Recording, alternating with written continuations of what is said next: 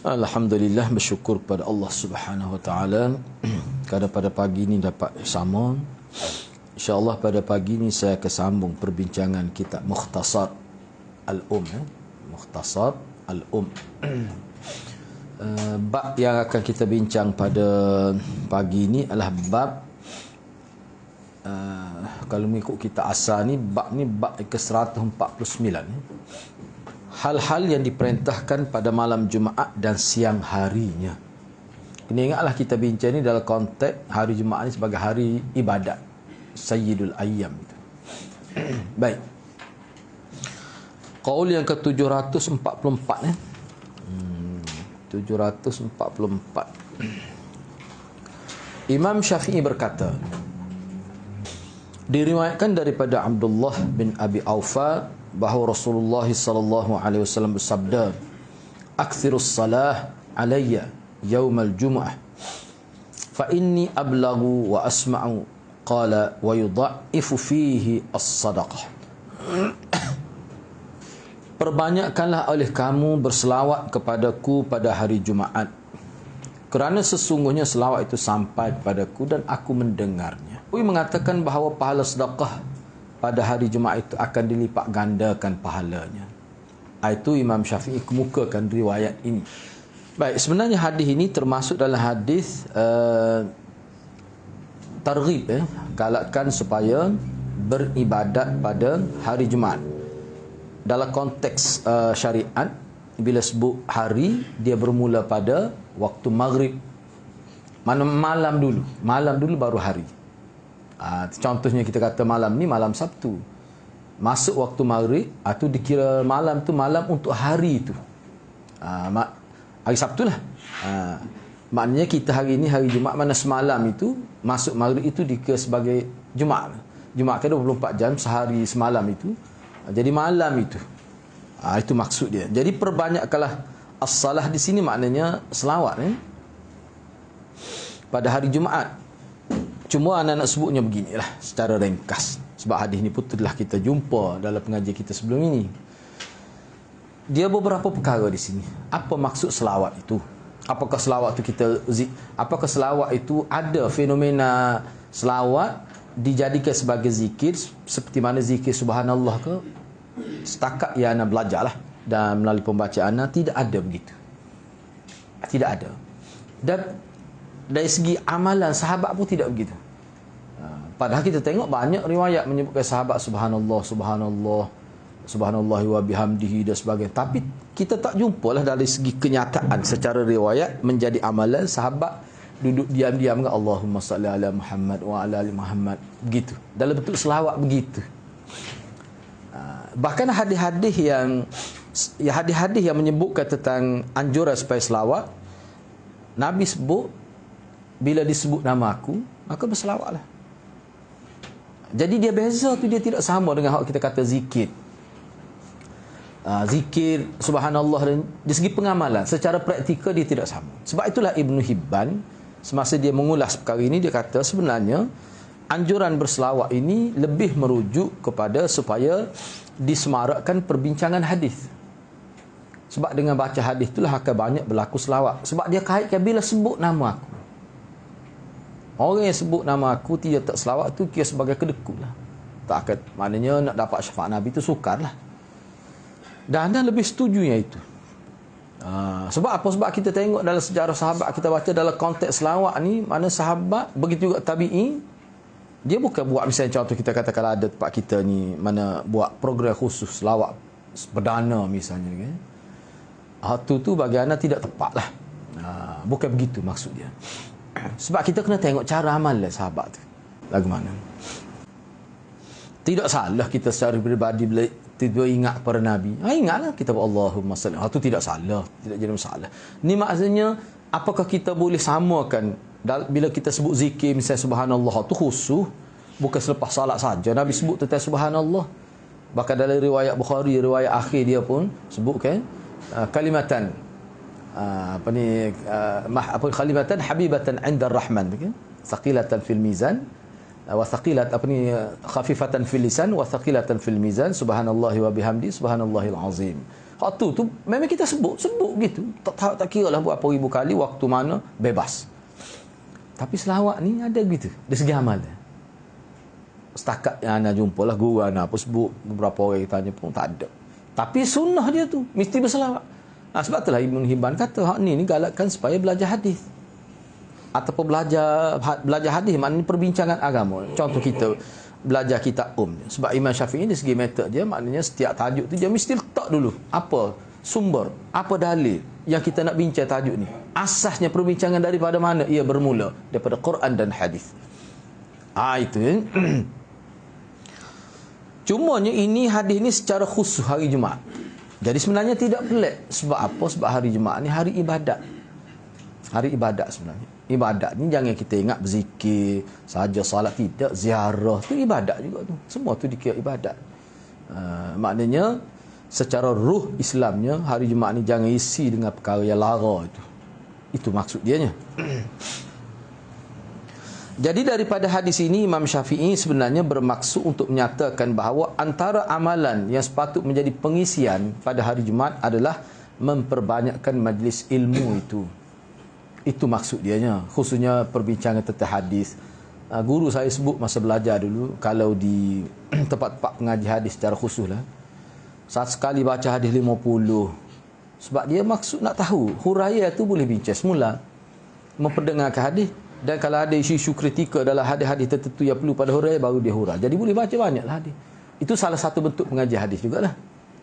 Cuba bayangkan, kalau hadis, kalau contoh kitab ni 1000 lebih, kalau sekali baca 50.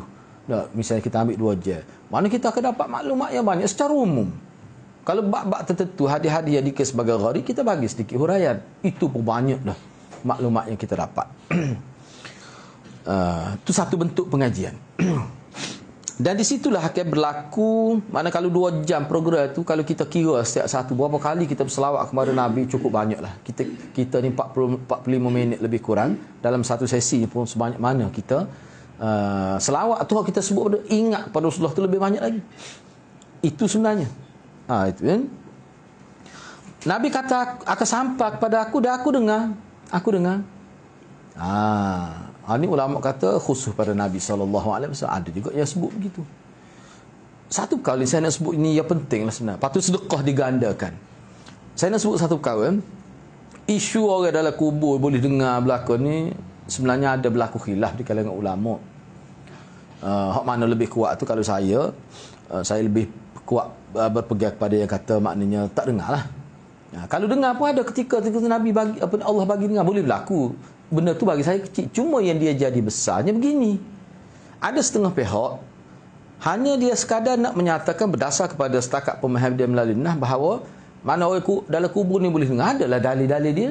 Misalnya di sini Nabi dengar. Nabi tu kan manusia biasa. Nabi dan Rasul tidak menyebabkan dia tidak jadi manusia biasa. Mana dia boleh dengar. Jadi setengah tu kiyah. Orang lain pun boleh dengar. Nabi boleh dengar. Tapi setengah ulama kata dengar di sini maksudnya untuk Nabi, bukan untuk orang lain. Situ pula khilaf dari situ. Kalau kita ambil pendapat kata orang lain juga boleh dengar, dengar lagu mana? Setengah ulama dia nak dengar ya. Tapi setengah ulama dia ada kepentingan di situ. Makna step tu dia tidak berakhir di situ. Bahkan itu step pertama. Kalau dia nak sabitnya benda lain lebih penting. Bila kata dengar, di situlah dia akan ada rentikan dia. Bila dengar saja kau. Dia nak kait pula kita boleh berdoa, kita boleh bertawasul, kita boleh bercakap sebab dia dengar. Tak dengar saja, tak ada respon. Apa faedah dengar? Hak tu kalau ulama muktabar dia tidak pergi situ. Dia hanya rakyat boleh dengar, tak mustahil, sekadar itu saja. Misalnya Imam Suyuti antara yang berpendapat begitu. Tapi tak ada Imam Suyuti kait ke dengan pendapat yang kata dengar tu begini. Siapa boleh berkomunikasi dengan Nabi? Itu perkara yang berbeza. Dan itulah kalau kita tengok Ustaz Salman tu bincang dalam debat itu, tarikat Naqsyabandi itu nak sabit dengar tu sebab ada benda lain lebih besar dia kendaki di sebalik tu. Hak tu jadi masalah. Hak tu jadi kritik ulama tu, kita kena faham tu. Sebab tu ana bukan anggap perkara besar. Mana katakanlah kita pergi mak kita boleh dengar. Tapi masalah dia lebih daripada itu. Hal tu yang jadi isu sebenarnya. Siapa pergi ke kubur, buat report pada guru dia bahawa dia nak kahwinkan anak dia nak pergi siapa dia report pada guru dia. Tu hak jadi masalah. Tak ada ulama kita yang ulama muktabar, ulama besar yang menjadi rujukan ummah buat KJL lagu tu. Tak ada. Baik. Okey, kita pergi seterusnya. Ni tak tulis pula di sini. 745 745. Okey, qaul yang ke-745. Imam Syafi'i berkata, telah sampai kepada kami bahawa Rasulullah bersabda, aqrabukum minni fil jannah aktsarukum alayya salata fa aktsirus salah alayya fil lailatil gharra wal yaumil azhar. Orang-orang yang paling dekat kepadaku di syurga ialah yang paling banyak berselawat kepadaku. Maka perbanyakkanlah berselawat kepadaku pada malam yang cerah dan pada siang yang bersinar. Maksud yang cerah ni apa maksudnya? Malam cerah ni malam nak pergi pada purnama tu lah. Baik. Dan juga pada siang yang bersinar. Mana siang yang tidak hujan. Kenapa sebut begitu? Dalam syarah hadis disebut, sebab biasanya manusia, kekhususnya tanah harat ni, pada malam purnama tu dia buat hiburan banyak. Dia berjoget ke apa dia panggil tu? Orang Arab tu. Gelek, tarian gelek. Kalau kakak anak cerita lah. Kalau malam-malam begini, malam curah begini, malam, dia panggil ayamul bid tu tak. Kayaknya kita puasa malam tu, kan dia dekat dengan purnama. Dah cerah, dah tu malam tu. Malam purnama tu lagi cerah. Kalau di tepi Sungai Nil tu kan, program besar-besar dia buat. Tarian gelek, macam-macam lah maksiat dia buat situ. Bahkan kalau tempat kita pukul malam purnama tu kan, dia meriah lah. Meriah, malam tu meriah. Sepatutnya kita meriahkan malam itu dengan selawat. Jadi maksud Nabi sebenarnya apa dia? Nak supaya kita isi waktu-waktu yang kemuncak, waktu-waktu yang menyenangkan kita ni dengan ibadat, jangan isi dengan hiburan yang melalaikan. Itu maksudnya. Selain pada boleh pahala, maknanya pada waktu tu hati kita tu kita nak ni lah orang panggil tazkiyah, nak bersihkan. Tu. Dan juga hari Azhar. Hari Azhar ni mana hari yang bersinar. Azhar tu makna bersinar. Cerah maksudnya. Sebab kalau dalam hak asar ni, kita hak asar ni, hak tu dia gabung sekali tu. Qaul 744 dengan 745 dia letak satu qaul tu. Situ dia buat satu qaul kita tu. Sebab kalau hak Rifat Fauzi ni dia gabung sekali. Asar dia lah. Dia buat di sini. Begitulah. Baik, seterusnya kita pergi. Ini berkait dengan hari Jumaat ni, termasuk malam itulah. Bila sebut hari Jumaat tu mana sekat bersama dengan malam, itulah maksudnya. Mana berselawat kepada Nabi tu. Itulah jadi anak kita bukan nak kritik, tapi kan pelik lah. Sebab tu dia kena tengok cara sahabat ni. Sebab anda tengok sekarang ni sudah mula agak popular dah, kebanyakan setengah-setengah asatizah dalam internet kan. Dah mula kecek sekejap selawat ke tak. Sebelum ni berlaku pada beberapa orang, sekarang ni sudah ramai dah. Bahkan dalam program IKIM pun kita tengok buat begitu. Bagi anak tidak tepat tu. Bukan begitu maksudnya. Kadang-kadang kita pun jadi pelik nampaklah. Terganggu juga kita pendengar. Sikit-sikit selawat. Tu bukan begitu cara dia. Sebab dalam mazhab Syafi'i, kalau dalam majlis ilmu ni, selawat aku tu sekali ya. Sebut dalam kitab. Patutlah itu dalam hati. Ini tidak kata jadi khot tu lebih kuat. Ana bukan nak kata cuma kenapa banyak sangat sama dengan Syiah tu. Syiah memang begitu. Tabiat dia. Cuba tengok dalam kuliah-kuliah dia. Sebab dia ada website dia. Ana tengok. Dia hurah kitab-kitab dia seperti kita ahli sunnah ni. Misalnya kitab hak ni. Kalau hak dalam Sunan Nasa'i tu kan. Syekh Ethiopi Adam Al-Ethiopi tu, syarah tu 42 jilid tu. Dia ada kuliah ni dalam bentuk kuliah voice lah. Kita boleh dengar. Kita boleh dengar. Tak ada gitu. Tapi kalau Syiah, penuh selawat. Derah pula tu. Sebut nama imam dia, sebut nama Nabi, nama imam. Allahumma salli ala wa ali Muhammad. Wa ala ali. Tu dia akan tekan. Sedangkan kalau kita tengok dalam kitab, bila sebut Allah tu kita tekan sikit. Dia ada Sayyidina Ali. Kayak kita kan. Kalau cuba kita tengok bila kita baca Quran Allah tu kita gagah lafzul jalal halillah tu. Tu dia ada tu disebut. sebagai i'la Allah, nak meninggikan Allah itu. Peliklah jadi kita pun pelik. Apa yang jadi banyak ketemu persamaan itu. Baik, seterusnya lah. 746 Imam Syafi'i berkata, iaitu pada malam Jumaat, wallahu alam. Jadi yang seolah-olah Imam Syafi'i nak sebut di sini Yaumil Azhar tu apa ni, alayya fil lailatil gharra, dan hari wal yaumil apa ni Azhar itu maksudnya hari Jumaat. Imam Syafi'i dia kata begitu. Walaupun di sini dia tidak sebut begitu. Tapi tak apalah. Dia faham gitu. Jadi fil lailatil gharra wal yaumil azhar, Imam Syafi'i kata iaitu pada malam Jumaat. Orang lain nak kata malam lain, maksud lain tu, tapi wallahu a'lam bagi dia maknanya hari Jumaat maksud kata Imam Syafi'i. Sebab kalau nak kita al-lailatul gharra ni, kalau terjemahan ni pun malam yang cerah pada malam siapa tu dalam syarah hadis, maknanya malam cerah ni malam ada bulan purnama tu lah. Tu malam yang cerah. Tu tak apalah kukuk mana pun, ni ijtihad Imam Syafi'i dari sudut makna al-lailatul gharra wal yaumil azhar tu maknanya hari Jumaat. Malam Jumaat lah, termasuk malam Jumaat tu. Tak apalah tu. Imam Syafi'i kata lagi pada qaul yang 747, telah sampai kepada kami bahawa barang siapa membaca suratul Kahfi maka dia akan terpelihara daripada fitnah dajjal. Ni ada hadis. Ini ada hadis. Sampai kepada kami ni mana sampai hadis lah. Maksudnya sini dia ada buat dia ada buat komentar bagus kita. Misalnya di sini, cuba perhatikan ni sebab tu ana iyalah Imam Syafi'i ni kukuk mana memang tokoh lah. Maknanya dia, apa dia kata wallahu a'lam, maknanya orang lain tidak kata seperti sini pun dia buat ni.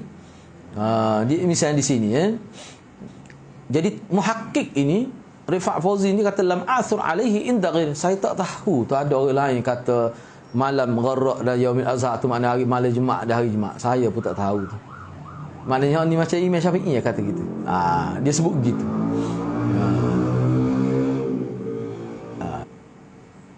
Tak apalah. Tu nak berlaku tu khilaf nak. Biasa lah tu. Dia pun marilah banyak riwayat di sini hak sebut tentang hari Jumaat tu, selawat tu banyak dia sebut. Jadi Imam Syafi'i boleh jadi dia terpengaruh dengan hadis-hadis hak lain tu. Sebab tu dia kata malam gharra dan azhar tu maknanya maksudnya malam Jumaat itu. Dia mari di sini Rifat Fauzi kemuka ke banyak riwayat malam Jumaat tu. Sebabnya dalam hadis banyak tu dia sebut malam Jumaat, tidak kata malam apa ni gharra dan azhar itu. Tapi Imam Syafi'i dia bawa pergi ke situ, maknanya dia berdasar pada riwayat-riwayat lain lah. Dia kemuka ke banyak riwayat di sini. Tapi kukuk mana berkata apa pendapat Imam Syafi'i itu saya tak tahulah, ada orang lain berpendapat begitu. Tak apalah khilaf tu kan. Cuma di sini seterusnya wa balaghana anna man qara suratul kahfi wuqiya fitnatad dajjal. Sampai kepada kami sebenarnya ada riwayat. Sampai itu mana sampai riwayat.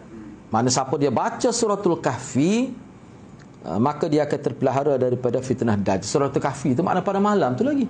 Dan juga pada hari. Ikutlah nak baca masa mana dalam tempoh 24 jam itu. Hak tu lebih kuat lagi ya. Dan sebenarnya kalau nak kira malam Jumaat nak banding dengan suratul mulk tu hak ni kuat lagi. Tokar faruk buat kita ni. Ya sebenarnya. Nak macam mana? Tokar homo buat kita ni. Dia bahasa Kelantan ni ada dua, tokar, lepas tu tokar lagi. Dia tokar tu lain, tokar tu lain. Ada tasdik, tak ada tasdik dia beza. Sengaja tak sengaja. Saya menyukai Imam Syafi'i guna gitu wa uhibbu kathratas salah 'ala an-nabi fi kulli hal wa ana fi yaumil jum'ah wa lailatuha ashaddu istihbaban wa uhibbu qira'atal kahfi lailatul jum'ah wa yawmaha lima jaa fiha. Tu rengkah bahasa engko dia ulama matan, ulama nas. Apa dia kata? Saya menyukai seseorang banyak berselawat pada Rasulullah pada setiap keadaan, tak tertumpu pada malam Jumaat saja, hari Jumaat saja. Saya suka begitu. Kenapa kita nak buat tetap hari itu saja, hari lain tak? Saya tak suka gitu. Saya suka kau nak selawat. Selawat ni maksudnya kita biar nak dia selawat ni di sini dalam konteks bagaimana supaya boleh disebut nama Nabi dengan banyak. Sebab di situlah berlaku selawat. Itulah anak kata Ibn Hibban kata tu memang masih belajar hadis. Namun saya lebih menyukai apabila hal itu dilakukan pada hari dan malam Jumaat. Saya juga menyukai seseorang membaca suratul Kahfi pada siang dan malam Jumaat berdasarkan kepada keterangan daripada hadis Nabi SAW. Bacalah. Cumanya bakali dia kat panjang bakali. Agak panjang juga nak bani mulk tu, ringkas je. Agak jelah. Tapi sebenarnya ana rujuk dalam beberapa itu ulama kata dia tidak mesti baca habis lalu sekali baca tu. Bacalah sok-sok kau surat lepas ni. Enggak asalkan hari tu 24 jam tu. Ikutlah asalkan sesar 24 jam. Suratul Kahfi. Berapa muka surat Suratul Kahfi? 110 ayat. Berapa muka surat kot? Dia muka surat ni dia panjang sikitlah. Nak banding Suratul Mulk ni berapa? 2 muka surat setengah ya, tak apa-apa. 2 muka surat setengah ya. Ni panjang sikitlah, ya. Ialah panjanglah sikit je. Tapi tak apa, sebab tu dia bagiannya perlu kita bagi penjelasan lah. Baca tu baca macam mana. Misalnya kita terlepas maghrib bacalah 1 muka surat, lepas isyak 1 muka surat. Lepas tu besok tu baca pula berapa muka surat. Asalkan adalah hari tu. Baik. Habislah di situ ya. Jadi kesimpulannya, tajuk yang dimaksudkan oleh Imam Syafi'i di bawah bab ini adalah pengisian pada hari Jumaat itu dengan ibadat. Baik. Kenapa dia sebut nampak macam khususnya selawat tu? Sebab hari ni dia nak sebut antara ibadat yang perlu kita buat. Kenapa tak sebut baca Quran? Sebab Quran ni tak bermusim. Satu. Yang kedua, sebut suratul Kahfi ni ulama bincang juga sebenarnya kalau kita baca. Ulama kata kita tak pastilah apakah Nabi setiap malam Jumaat baca suratul Kahfi dengan tetap gitu misalnya. Tidak juga. Cumanya hak jelas dalam riwayat sebut Nabi baca Quran ni, cara baca Quran Nabinya dia berpusing. Daripada Fatihah dia sambung sampai surat lah. Dia sambung pula. Begitulah dia baca. Sebab tu setengah ulama kata kebetulan Nabi baca suratul Kahfi ni sahabat dengan Nabi ada baca suratul Kahfi. Itu satu. Lepas tu hak ni Nabi sebut kelebihan khusus. Suruh baca. Mana baca boleh, tidak jadi masalah. Cumanya dibimbangi. Sebab tu Imam Syafi'i sebut saya suka kalau selawat aku selawat semua tidak tentu walaupun ada sebut agama. Suratul Kahfi pun gitu juga. Mana tidak kalau kita buat dengan tetap siapa tak baca hak lain, itu agak berbeza dan ada sedikit percanggahan dengan amalan Nabi. Itu. Seterusnya ada juga ulama sebut kelebihan suratul Kahfi ni apakah terletak pada bacanya semata-mata ke macam mana? Ulama bincang pula tu. Ramai juga ulama mengatakan kerana suratul Kahfi ni kerana isi kandungan dia tu. Mana bila kata suruh baca suratul Kahfi, sebenarnya bukan tilawah semata-mata, tapi suruh kaji, suruh tadabbur, suruh tafsir, biar faham. Itu maksudnya. Jadi semolek-moleknya kita ni kena ada dia punya tindakan yang lebih lebih daripada sekadar baca. Baik, kita pergi tajuk seterusnya. Ma ja'a fi fadlil Jumaah. Perbincangan tentang kelebihan Jumaat. Kelebihan Jumaat itu. Okey, cuba kita tengoklah di sini ya. Ni qaul yang ke berapa ni? 748. 748 ya. Imam Syafi'i berkata seorang laki-laki dari Ansar datang kepada Nabi sallallahu alaihi wasallam dan berkata. Ni. Jadi seorang laki-laki dari Ansar datang dan dia berkata, "Ya Rasulullah, akhbirna an yaumil Jum'ah. Madza fihi min al-khair?" Faqala an-nabi sallallahu alaihi wasallam, "Fihi khamsu khilal, fihi khuliqa Adam wa ahbata Allah azza wa jal Adam alaihi salam ila al-ard." Bubuh nombor nak cukup 5 tu biar mudah kita nampak. Satunya fihi khuliqa Adam. Yang kedua ahbata Allah azza wa jal Adam AS ilal ard. Yang ketiga wa fihi tuwfiya Allahu Adam. Bukan tuwfiya, baca tawaffallahu. Itu betul tawaffallahu Adam. Sebab ni bukan fa'il majhul, bukan fa'il bina majhul ni. Ni fa'il bina ma'ruf. Wa fihi tawaffallahu Adam, atau yang ketiga. Yang keempat, wa fihi sa'atun la yas'alullahu al-'amda fi syai' illa atahu Allah taala iyyah ma lam yas'al ma'thaman aw qit'ata rahmin. Tu. Okay, yang kelima, pada kita terjemahlah. Wa fihi taqumus sa'ah wa ma min malakin muqarrabin wala sama'in wala ardin wala jibalin illa wa huwa mushfiqun min yaumil jumu'ati. Dalam riwayat ni, kalau dalam kitab kita asal ni lah, dia kemukakan riwayat yang lengkap sebenarnya. Jadi siapa yang kata kalau di sini dia banyak dia potong sini, sebab saya pun tak sempat nak tanda. Ni duduk pada jumpa doktor ni. Ni di sini. Saya sebab kita nak ambil daripada sanad dia tu. Ar-Rabi' Ibrahim Syurahbil bin Sa'id bin Sa'ad, daripada ayah dia. Syurahbil dia ambil. Jadi yang sebut ni adalah Sa'id bin Sa'ad, seorang sahabat bernama Sa'id bin Sa'ad. Syurahbil dia riwayat hadis ni daripada ayah dia Sa'id. Ayah dia ni ambil daripada ayah dia yang ni Sa'ad. Sa'ad lah ceritanya. Ni biasanya kalau sebut Sa'ad ni Sa'ad bin Abi Waqqas lah. Jadi Sa'ad cerita, baru kita boleh nampak, boleh kena tulis dari situnya. Jadi Sa'ad ni bersumber daripada Sa'ad ni, hadis Sa'ad dia panggil ni. Sa'ad cerita ada seorang laki-laki Ansar datang kepada Rasulullah, maka dia berkata, ya Rasulullah, wahai Rasulullah, ceritakanlah kepada kami tentang hari Jumaat. Apakah kebaikan yang ada, apakah kebaikan yang berlaku pada hari? Cerita agak sikit tentang hari Jumaat, sejarah tentang hari Jumaat ni. Kenapa dikatakan Sayyidul Ayyam tu? Mesti ada ciri-ciri dia tu. Antara yang Nabi sebutnya apa? Nabi kata 5. Nabi kata pada hari Jumaat tu ada 5 perkara yang kira-kiranya perlu kita bagi perhatian. Pertama sekalinya, pada hari itu Nabi Adam diciptakan. Itu yang mula-mula. Nabi Adam dicipta pada hari Jumaat. Baik. Yang kedua, pada hari itu Allah Azza wa Jalla menurunkan Adam ke bumi. 2. 3. Pada hari itu Allah Subhanahu wa taala mewafatkan Nabi Adam.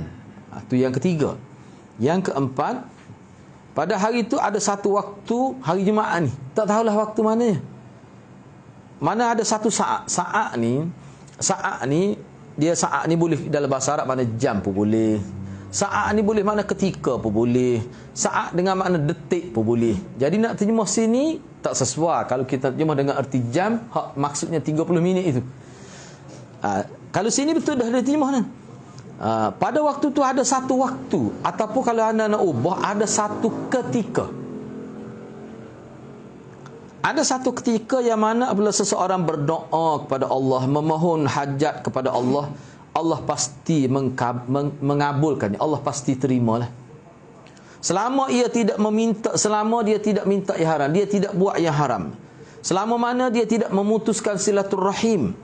Dan pada hari itu juga berlaku kiamat. Tidak ada dari malaikat yang terdekat dengan Allah, langit, bumi dan gunung, kecuali menaruh belas sihat pada hari Jumaat. Ni kelebihan hari Jumaat. Sebenarnya 5 dah tu sebenarnya tu. Cukup dah tu dah. Kau silap kita kira dah, betul dah tu. Dah 5 sekali dengan berlaku kiamat tu. 5. Ke 5 perkara tu. Nabi sebut di sini. Cuma anda nak sebutnya pada poin yang keempat tu lah. Pada poin tu. Mustajab doa tu. Kalau kita dapati di sini Nabi sebut antara yang menjadi penghalang pada Allah terima doa, buat benda haram. Melakukan benda haram secara umum. Cuma Nabi spesifikkan di sini salah satu sebab secara khusus Nabi sebut orang yang memutuskan silaturahim. Dalam kitab, dalam syarah ni ada Abu Mufrad ni, kita habis dah baca bab tu. Dulu anak sebut dah, takut tak ingat, nak ulas sekali lagi. Apa maksud memutuskan silaturahim? Tak apa maksud? Apakah dia jemput kita kenduri kita tak begitu? Ke maksud putus silaturahim? Ataupun dia telefon kita tengok naik nama dia tak akad petang lagi? Tu ke makna putus silaturahim? Tidak maksud begitu. Maksud putus silaturahim ni maknanya seseorang itu timbul perasaan benci kepada saudara se-Islam, dan benci itu digambarkan seperti kalau orang itu dapat nikmat, kita rasa susah hati. Bahkan kita mengharapkan mudah-mudahan nikmat tu hilang daripada dia. Dan kalau dia ditimpa bala, ditimpa kesal, kita rasa senang hati. Sifat tu makna seseorang itu sudah putus dah sifat silaturahim. Sebabnya kalau kita cuba kita boleh rasa sendiri ni. Kalau hati baiklah, ni anak nak sebut, kalau hati baik, kena hayati ni. Kadang-kadang walaupun kita marah tu, tapi kalau dia susah, kita doa kebaikan kepada dia. Mintalah dia bapa Allah kesiannya, timbul perasaan. Hak tu hak kita nak. Hati lagu tu lah kita nak. Jangan ada dalam hati kita perasaan kita bila orang Islam kena susah kita rasa suka. Hak tu maksud putus silaturahim. Dhabit dia tu. Sebab kalau semata-mata sebab gini anak sendiri pun ada kadang kita malas jumpa dengan orang tertentu. Kalau jumpa orang tak ada, duk kecek orang serabut perut kita. Ada ke jenis orang lagu tu? Siapa kalau kita boleh kategori itu kaki mengumpat, mana mulut tu relax, pas kaki dah. Penyakit tu beratnalah tu. Kadang kita malas jumpa. Kalau jumpa minta maaf kawan gaduh, padahal malas. Ada ke jenis orang lagu tu? Ataupun kita tak kenal perangai dia, tapi kita tidak ada perasaan itu. Tu tidak putus silaturahim. Putus silaturahim tadi. Orang kita ni kadang-kadang bertepuk tangan bila orang tu ditipu bala, diuji. Lepas tu kalau dia kena hukum dengan sebab kejahatan dia, tu dari segi hukumnya tak berkait dengan silaturahim. Tu. Tapi jangan pula kata padang muka lama dah aku duduk berdoa. Tak boleh gitu. Tak kena gitu. Hak dia kena tu, kalau kata orang tu kena. Zaman sahabat pada dia dihukum. Hukumnya tu biasa. Ada buat salah kena hukum, tak kira siapa tu. Itu hal lain. Cuma kita sebagai Islam ni tak boleh siapa kata gitu di segi adab. Baik, gitulah. Tu kenapa hal tu. Ini antara yang berlaku, kebaikan yang berlaku pada hari Jumaat ni. Hadis ni kita jumpa dalam nasihat. Cuba perhati balik sasa. Nak ni perlu juga kita tahu cuba. Sebab dia sebut dalam ni, cuba kalau kita tengok terjemahan, terangkanlah kepada kami tentang hari Jumaat. Keutamaan apakah yang ada pada hari Jumaat? Keutamaan hari Jumaat. Cuba tengok mula-mula sekali apa dia? Hari itu Adam diciptakan. Iyalah. Keutamaan lah tu. Lepas tu Nabi Adam tu Allah turun ke bumi dengan sebab dia langgar tu. Keutamaan tu. Kekesan Nabi Adam diturunkan ke muka dunia, kesan daripada dia langgar perintah Allah tu. Menghampiri pokok tu syaitan ganggu dia tu. Keutamaan tu. Tu ulama kata tu. Jadi nak terima khair di sini ke dia? Situ perlu kita lihat hadis ni. Dua, yang ketiga. Pada hari itu Allah Taala mewafakkan Nabi Adam. Wafak ni khair ke? Suka ke sedih tu? Dua. Yang ketiga dah tu tak? Yang keempat. Tu makbul. Tu sukalah tu. Ada waktu di makbul kadang. Pada hari kiamat berlaku hari Jumaat tu. Khair ke tu? Mana bercampur-campur maklumat. Ya? Sebab tu ulama kata khair di sini maknanya melihat kepada umum. Rupanya Allah, sebab itulah kalau kita tengok hadis ni makna Nabi ada diturunkan ke muka dunia ada khair, ada kebaikan. Sebab itulah dia punya Syah Walidullah kata baik ni ada dua. Baik secara untuk kita seorang, selagi baik untuk semua. Dia dua. Kita sakit, kepada kita nampak tak baiklah. Tu pun tidak mutlak. Kalau tengok dalam hadis Nabi seorang itu sakit tu diberi ganjaran baik tu. Maknanya kalau dia ibadat tak boleh sebanyak tu kebaikannya, dengan sebab sakit boleh sebanyak tu. Makna sakit dia sabar, dia mengekali melakukan ibadat sampai Allah ganti dengan syurga dalam hadis. Tapi kalau dia keadaan segar, tak ada jaminan sebesar tu. Tu makna baik tu. Zahirnya nampak macam tidak baiklah sakit. Dengan sebab kita sakit, berkembang pula ilmu perubatan ni, buat kajian. Tu dia panggil kebaikan umum. Untuk kita nampak tak baik. Jadi makna baik ni benda yang agak subjektif lah kita kata. Benda tidak mutlak. Ada ulama kata begitu. Sebab tu ulama kita dia tidak kecam Nabi Adam seperti mana orang Yahudi. Orang Yahudi dia kutuk Nabi Adam. Kira lah kita duduk surga molek-molek. Dia ngepek gini. Begitulah. Begitu juga hari kiamat. Ke kiamat. Selagi tak berlaku kiamat, kita tak akan dapat pahala, ganjaran pahala syurga. Tak akan dapat sedaya lah. Kebaikan kita buat mujahidi, orang yang diseksa, orang yang dianiaya, tak dapat hak dia. Tak akan dapat hak dia sebenar dengan seadil-adilnya kalau tak berlaku kiamat. Sebab kiamat ni, kiamat ni setengah ulama kata dia satu bentuk pemutusan hidup dunia. Dia nak putus. Maknanya lah ni kita hidup di dunia ni alam musyahadah. Bila berlaku yang musyahadah, tu tak ada dah, tu tak ada dah. Putus tu. Siapa digambarkan rosak semua, buat hak baru. Mula hidup baru. Nak ayatnya gitu. Kan baik tu. Orang kafir memang takut lah. Tu. Tapi bagi orang Islam, suka tu.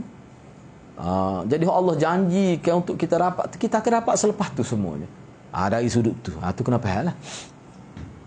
Sebab itulah hari Jumaat ni hari yang patutnya kita banyak berdoa. Dan saya nak sebutnya begini biarlah saya sebut sikit biar agak. Doa ni kena faham dalam konteks yang betul. Doa ni ada dalam bentuk doa secara lisani. Ada dalam doa ni dalam bentuk jawarihi. Doa dalam bentuk lisani kita berdoa, ya Allah. Allah apa ni kita kata Allahumma ajirni minan nar. Tu boleh baca lepas sembahyang pun boleh. Lepas bila-bila masa pun boleh ulama kata, ya Allah selamatkanlah aku daripada api neraka. Itu secara lisani. Satu lagi doa dalam bentuk perbuatan baik, baca Quran, tolong orang, tolong mak suruh jemur kain kita tolong. Tu sebenarnya merupakan doa, tapi doa dengan anggota. Doa dengan anggota. Banyak ulama kita faham tu banyak daripada hadis Nabi. Kalau kamu buat gini dapat kelebihan gini. Macam perbuatan tu seolah seperti permintaan untuk dapat. Doa secara anggota. Tidak lidah lah. Sebab dia apa ni, amal ni dalam konteks agama Islam kita ni, orang panggil perbuatan ni dia bagi 3. Perbuatan hak tidak berlafaz ada 2, iaitu hati dan juga perbuatan zahir. Satu lagi perbuatan berlafaz hak orang panggil lidah tu. Lidah 3. Perbuatan hati, perbuatan lidah, perbuatan jawarih, anggota-anggota zahir. Okey, baik. Seterusnya, cuma dalam hadis ni sebut, cuba kita tengok ni. Selama ia tidak meminta dan pada hari itu kiamat terjadi, tidak ada dari malaikat yang terdekat dengan Allah, langit, bumi dan gunung kecuali menaruh belah kasihan pada hari Jumaat. Maknanya persediaan dari Allah, malaikat Allah, dia sangat kasihan pada kita pada hari itu. Buatlah kebaikan. Buatlah kebaikan. Sebab apa? Seolah Allah duk tunggu ni nak beri rahmat dia tu. Begitu juga para malaikat. Disebut di sini Kalau Arab ni lagilah kita lebih nampak. Mana-mana malaikat yang hampir dengan Allah, tak kira lah duk langit ke duk bumi, duk bukit ke, malaikat semua tu dalam keadaan rindu untuk beri kebaikan kepada orang pada hari Jumaat tu. Allah beri perasaan hari Jumaat tu jadi lebih kesebelah pada makhluk. Dia begini anak di sini anak nak sebut begini, kalau dalam syarah hadis, maksud hadis ni maknanya pada hari Jumaat tu orang buat baik akan didoa oleh malaikat. Enggak, malaikat tak buat salah, tak buat maksiat. Maknanya untuk Allah terima bila malaikat doa kepada kita tu sangat tinggi. Ini kelebihan hari Jumaat. Ni orang kita duk faham hari Jumaat agak balik awal ni hari Jumaat ni. Bukan nak baca Quran. Nyakit ngerti. No, jadi tak betul otak. Gi kau tu belaka otak no. Ngepeng pun begitu. Ustaz-ustaz pun begitu juga. Tu masalah tu. Mungkin ada lah grup tu. Dia kata kuliah tu berhenti awal lah malam Jumaat ni. Otak tu tak betul dah. Kena sombak semula tu otak tu. Biar apa ni, biar sombak molek, sombak tak molek. Tak boleh begitu, tak boleh. Baik, seterusnya kita pergi pada qaul yang seterusnya 749 749. Imam Syafi'i berkata, diriwayatkan daripada Abu Hurairah, ia berkata bahawa Rasulullah bersabda, khairu yaumin tala'at fihi syamsu yaumal jum'ah. Fihi khalaqallahu tabaraka wa ta'ala Adam AS wa fihi uhbita wa fihi tiba alaih wa fihi mata wa fihi taqumusah wa ma min dabbatin illa wahaya musabbihah yaumal jum'ah min hina tusbih hatta tatlu'u syams syafaqan min as-sa'ah illa al-jin wal ins wa fi sa'ah la yusadifuha 'abdun muslim wa huwa yusalli yas'alullaha hajatan illa a'tahu iyyah. Kata Nabi sallallahu alaihi wasallam berdasar pada riwayat Abu Hurairah, sebaik-baik hari di mana matahari terbit padanya adalah hari Jumaat. Ni sebaik-baik hari.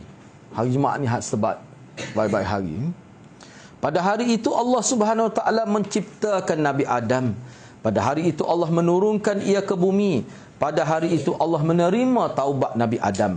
Pada hari itu, ni tadi tidak begini sebut. Ni ada sebab tu tambahan maklumat ni. Hadis ni ada tambahan maklumat daripada hadis mula-mula tadi. Mana pada hari itu juga wafat Nabi Adam, dan pada hari itu juga terjadi kiamat. Tidak ada dari binatang melata kecuali semuanya bertasbih kepada Allah pada hari Jumaat, daripada pagi hinggalah terbit matahari. Mana daripada pagi sampai besok lah maksudnya. Terbit matahari ini sampai terbit matahari esok pula. Sebab kalau kita kata daripada terbit matahari sampai jatuh baru sekarang hari. Nah, mana sehari suntuk lah. Itu maksudnya. Kerana khawatir akan hari kiamat. Bimbang takut berlaku hari kiamat. Enggak hari kiamat akan berlaku hari Jumaat. Sebab tu duk kuat ngatik hari Jumaat tu. Kuat berzikir tu. Kecuali jin dan manusia. Ni hak tala sama pun. Ni hak tala. Hari Jumaat tu lu tengok TV sampai bekok putih-putih mata. Pada hari itu ada suatu waktu ni, nak ayat jin dan manusia, nak yang lalainya makhluk ni. Tapi bukan semualah. Agak-agak kitanya terselamatlah. Maknanya hari Jumaat ni kena buat tidak semesti buat kuliah. Kuliah tu salah satu ya. Mana kita baca Quran, ziarah ibu bapa, pergi cuci rumah mak ayah kita, tu hadrat. Molek benar lah tu kalau buat gitu tu. Benda ma'ruf tu. Sebab Ibn Abbas kata tak ada. Bagi aku tak ada. Kalau nak kata amalan syakkat. Kalau nak kata amalan syakkat masuk surga, tak ada lebih besar daripada ihsan bil walidain. Kata Ibn Abbas. Dalam kitab ni Al-Adabul Mufrad. Baik, seterusnya. Pada hari itu ada suatu waktu, suatu ketika apabila seorang memohon sesuatu kepada Allah, nescaya akan dikabulkan permintaannya. Abu Hurairah berkata, Abdullah bin Salam berkata, waktu itu adalah saat terakhir pada hari Jumaat. Jadi mengikut Abdullah bin Salam makna akhir hari Jumaat. Hari Jumaat kan dia berakhir pada lepas asar tu, sebelum tu. Sebab tu sebenarnya wallahu alam lah. Ni masa ana belajar dulu tu gua ana sebut juga. Orang kita kan dia tak benar baca lepas asar. Dia kata rosak putih mata. Tapi kalau ulama kita waktu asar tu lah dia itu. Kata-kata hari Jumaat. Ada lagi tak sebut. Lepas asar tu siapa ngeri duduk baca, duduk berzikir, duduk baca Quran, duduk tulis kitab. Apa tu? Ni lah. Antara kelebihan. Waktu asar, kalau tidak hari Jumaat tu, waktu asar tu waktu pengisian. Tak serupa dengan kita kan. Supaya kita katalah nikah sepupu, anak jadi tak apa cerdik. Rupanya orang tu tak cerdik, tak kata gitu tu. Allah, sahabat lu nikah dengan sepupu dah. Allah.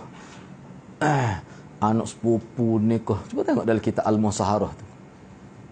Siapa kita pun tak faham. Oh, gini mo ni. Oh, kalau kita baca hak tu, yalah kalau nak baca tu dia kena buat tulis ni. So, gini ni nikah ni. Ni wi kau sayang dia anak dia, lepas tu anak lagi wi kau sayang ni pula. Apa tu? Sebab dia kata hak tu kita tak kenal. Hak ni kita kenal dah ju. Kalau ada perangai tak ju, kita tahu tak ju sudut ni ya. Antara tahu dan tak tahu mana lebih baik? Lebih baik tahu. Enggak asahnya semua manusia ni ada keburukan. Hak tu tak tahu keburukan. Hak ni tahu dah. Dia kebaikan dia baru tahu mana lebih baik. Hak dia jadi cenderung nak uya anak dia kepada kawan dia. Apa dia tak ju. Personally uya anak dia ke senoma. Ngepek sini. Nah. Baik, seterusnya cuba kita tengok lagi. Jadi kalau mengikut huraian Abdullah bin Salam dikata waktu yang dimaksudkan dalam hadis ni waktu yang mustajab doa tu. Sebab dia tak sebut dalam hadis secara spesifik waktu mana. Cuma ada satu ketika Abdullah bin Salam kata waktu akhir pada hari Jumaat. Saat akhir pada hari Jumaat.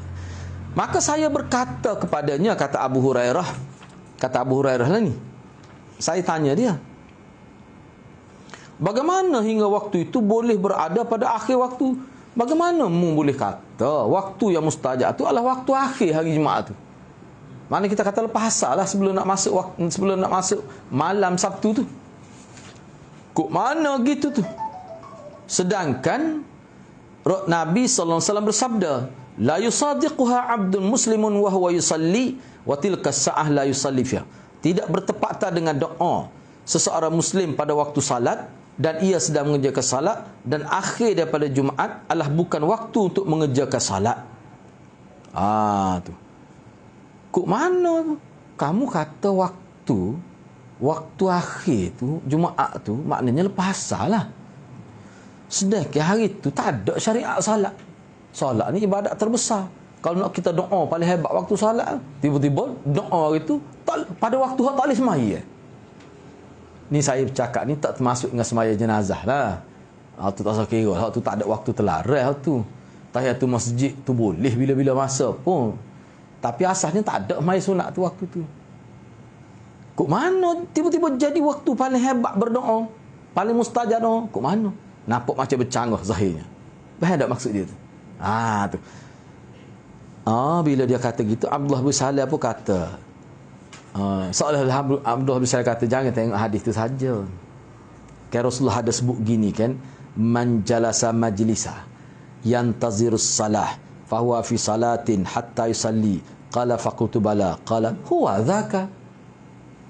Barang siapa duduk pada suatu tempat duduk, majlis tu bukan majlis seperti kita majlis gini, tempat majlis mana tempat duduk, sambil menunggu waktu solat. Duduk tu mana duduk berzikir, bukan duduk buah. Pergi nak semaya, ni anak ambil contoh ni, pergi nak semaya maghrib awal, dia pun duduk. Maknanya masa dia duduk tu orang panggil waktu gapo tu, waktu asar tu. Baik, maka ia seperti berada dalam salat, sehingga ia melakukan salat. Maknanya walaupun tak salat lagi tapi duduk berzikir, baca Quran, nak tunggu salat maghrib, pahala boleh supaya salat dah. Makna keadaan dia seperti berada dalam salat. Doa lah pada waktu tu. Jadi tak bercanggah dengan hadis tadi. Memang tak boleh salat, tapi duduk tunggu salat supaya dalam salat dah. Doa lah pada waktu tu. Makna tak bercanggah tu hadis tu. Pekoh Abdullah bin Salam, pekoh dia tu bila dia dengar gitu, Abu Hurairah kata, lalu saya pun kata pada dia, ni kita terjemah sekelates dah. Ya Allah tu. Ya Allah tu. Ya Allah yoga tu kalau tu betul tu. Lalu Abdullah bin Salam kata, maka demikianlah adanya. Aku faham gitulah. Memanglah tidak tak boleh nak salat, tapi duduk nak tunggu tu Nabi kata supaya salat dah. Sehingga dia masuk dalam semaya yang sebenar. Maknanya ke dia? Kan doa yang paling baik kan dekat antara tempat mustajab doa kan dalam salat. Ketika sujud, kan sebelum bagi salam. Jadi dah kamu duduk, Nabi kata seperti salat dah. Orang tunggu salat ni seperti salat dah. Doa lah. Tu maksudnya aku nampak akhir tu. Pada hari Jumaat khususnya. Tu dia kata begitu. Ya. Tu sahabat tu. Perbincangan sahabat tu begitu. Jadi kita ambil lah peluang tu. Baik. Kita pergi seterusnya. Kita berhenti setakat tu lah dulu.